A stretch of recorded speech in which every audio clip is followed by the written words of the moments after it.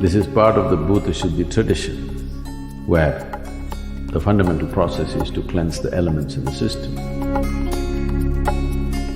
If you are planning your Kumbh trip, do some sadhana and benefit from that process rather than make a ritual out of it.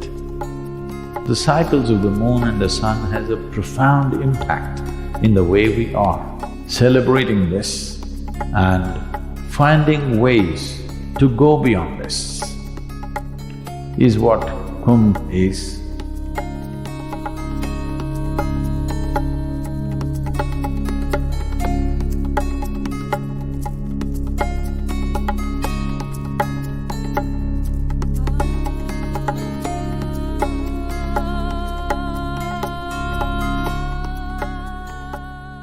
This is a profound understanding of the 12.25-year cycles of the sun.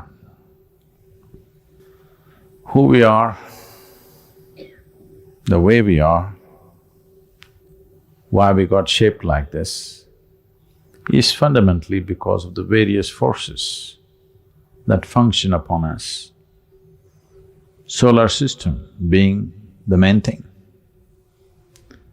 In a way, the solar system is functioning like a potter's wheel. It functions like the potter's wheel and, while you the pot, somebody wants to empty their pot.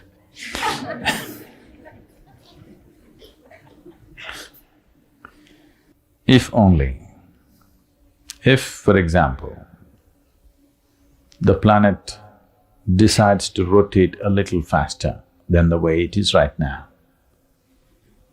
all organisms on this planet will have to go through a dramatic change in the way they are.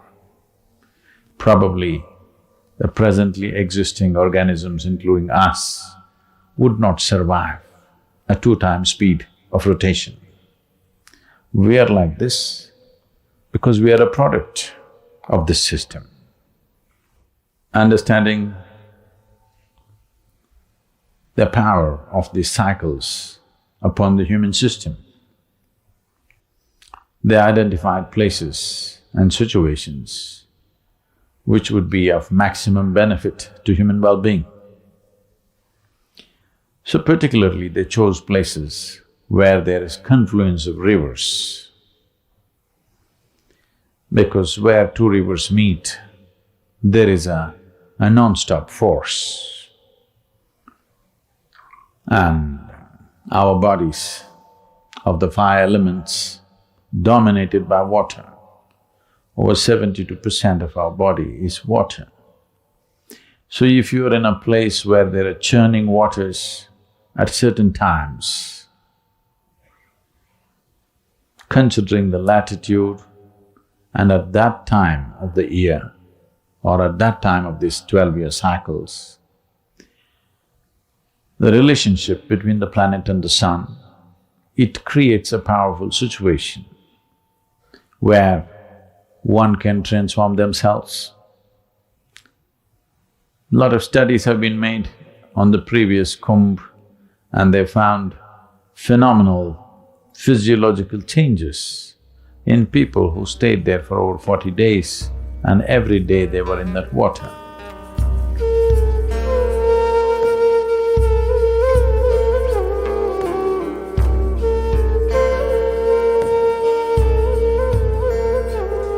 A Kumbh Mela is supposed to be for 48 days.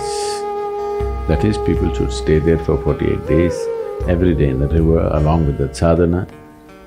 This is part of the Bhuta Shuddhi tradition, where the fundamental process is to cleanse the elements in the system, and water being a major part of it. Water is considered very important for health, well-being, prosperity, whatever we are seeking in our lives.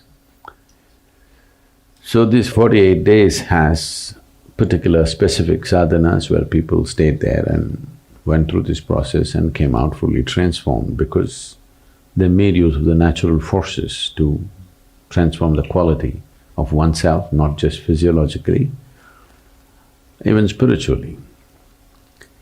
But today people are going just one quick dip and out, that's a different game. There may be some benefit, we don't know, but it's too brief. When I watch people, they just in and out in 3 minutes. That is too brief to have any kind of major impact except maybe an emotional involvement.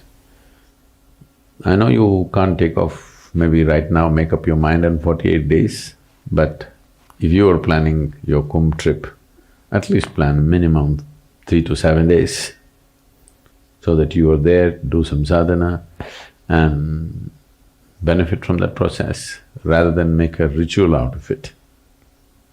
It is not a ritual, it's a scientific process. It's just that science has been lost and practice has been carried on. That's all that's happened. It's time to put back the science, because only then we will benefit. It's time we approach these things with little more understanding and meaning to it, so that one can really benefit rather than simply making a ritual out of it.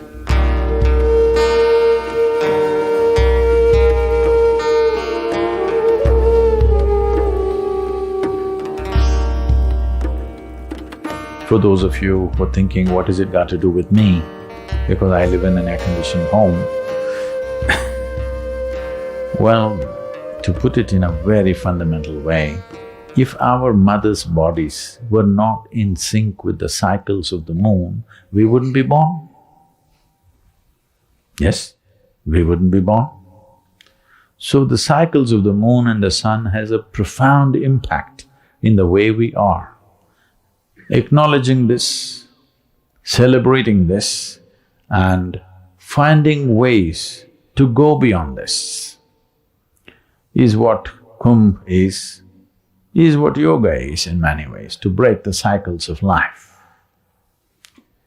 When I say cycles, anything that's cyclical is bound to be repetitive.